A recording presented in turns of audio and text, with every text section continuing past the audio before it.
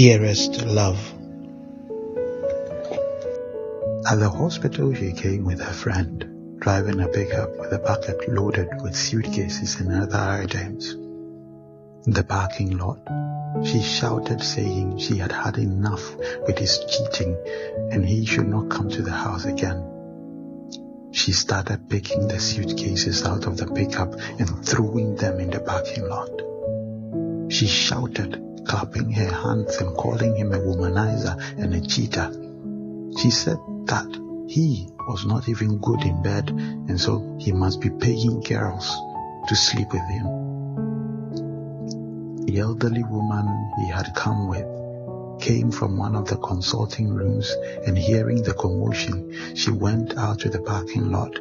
And when she saw the scene, she went to the woman making the scene and tried to talk to her.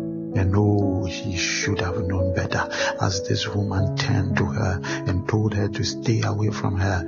And it was her own prostitution that she had passed on to her son, and they were a family of cheats and fornicators. The old woman was shocked as she stood there and called the woman's name and asked her to be careful of what she was saying, for anger will pass, but her words will remain.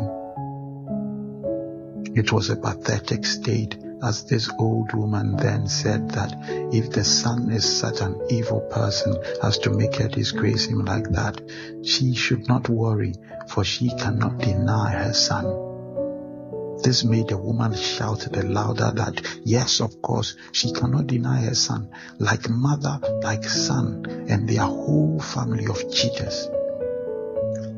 The man had wanted to rush to the woman, but his mother stopped him and said, "Hey, I brought you up as a man, not a senseless fighter."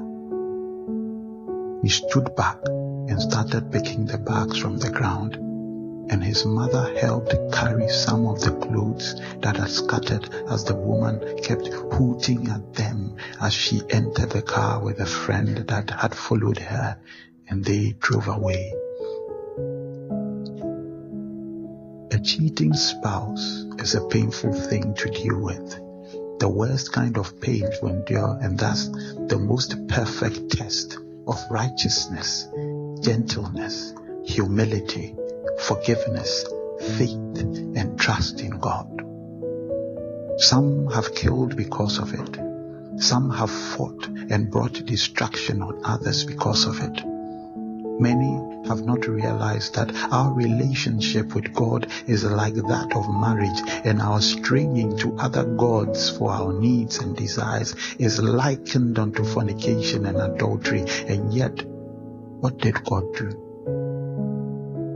The Lord said to me, "Go again and show your love for a woman who is committing adultery with a lover.